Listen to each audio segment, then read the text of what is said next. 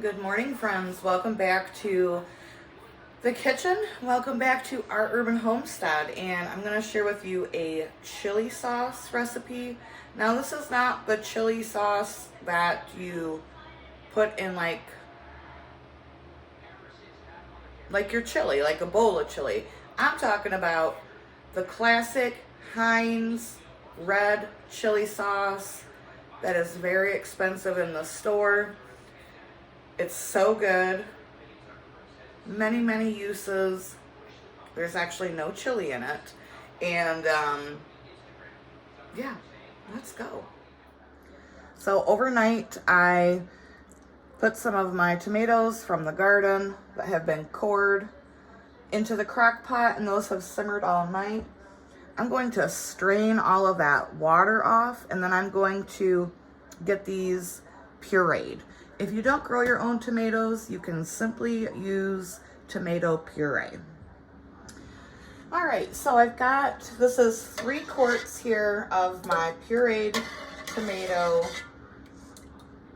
And I'm making a large batch to can, but I will leave in the description just a one-time recipe for 1 cup, and then you can do the math from there. So to the tomatoes, I'm gonna add corn syrup. Now you can substitute maple syrup for this if you want.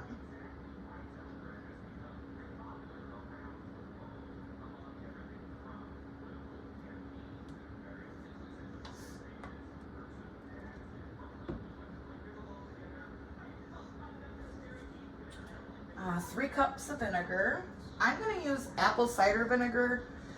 I like the flavor that it gives, but if you don't have apple cider, then just use regular white vinegar.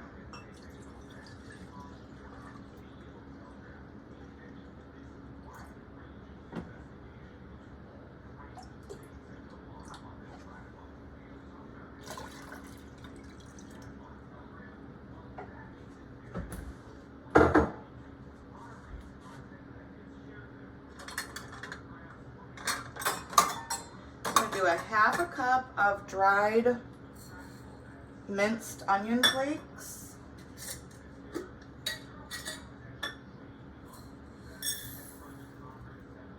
Look at that, just about perfect.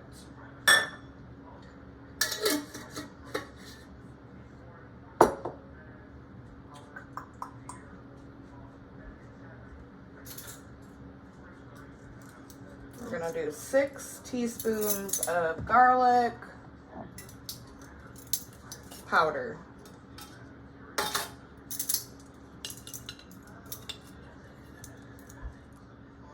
All right, garlic's in, half a cup of sugar.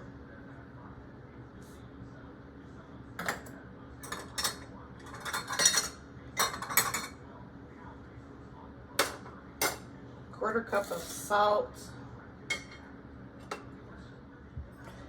Quarter cup of salt, quarter cup of lemon juice.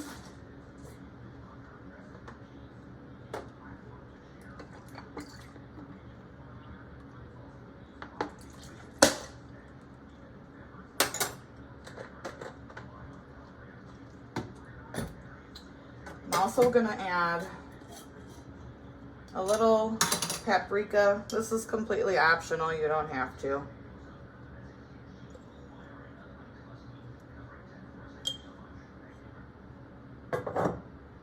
I am gonna add red chili flake,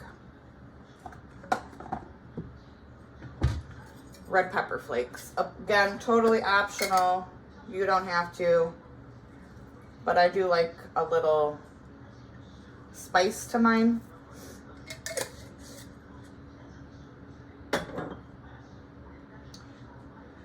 And then I'm gonna whisk this all together. All right, now that it's all whisked together, I'm gonna turn the heat on, and I'm gonna let this come up to a boil, and then I'm gonna turn it down to a simmer and let it simmer for 30 minutes. I also have some tomato paste on standby, just in case after the 30 minutes it's not as thick as I would like it, I'll add 1 to 2 tablespoons of this, but I'll show you that in 30 minutes.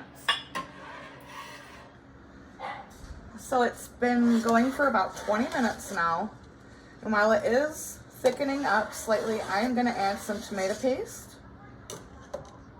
I do have my jars warming up in my steam canner. It's just like a water bath canner. I'll link one below if you're interested. I absolutely love it. It doesn't take as much water, and I find that the process time for it to come up to process takes a lot less time than a big old water bath canner. All right, so I'm going to add a couple tablespoons of tomato paste. And then I'm going to hit this with my immersion blender. You don't have to, but I want it to be all one consistency instead of having like these little chunks of onion. All right, so now it is all nice and smooth, one consistency. Isn't that beautiful? I'm going to let this continue to simmer for the next 10 minutes while my jars are warming up. All right, so my jars are nice and warm. We're going to get this jarred up. And I'm going to fill my jars to a 1/2 inch head space.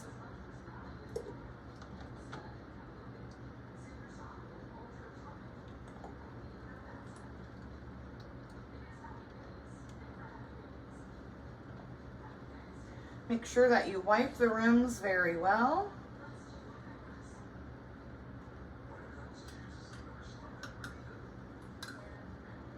Lid on.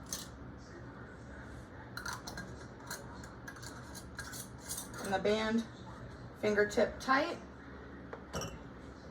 These are going to process for 30 minutes in the water bath / steam canner. All right, here it is out of the canner. So I got 8 pints here, and then I have a 1.5 pints in the refrigerator. So thanks for joining me in the kitchen today on this little canning adventure.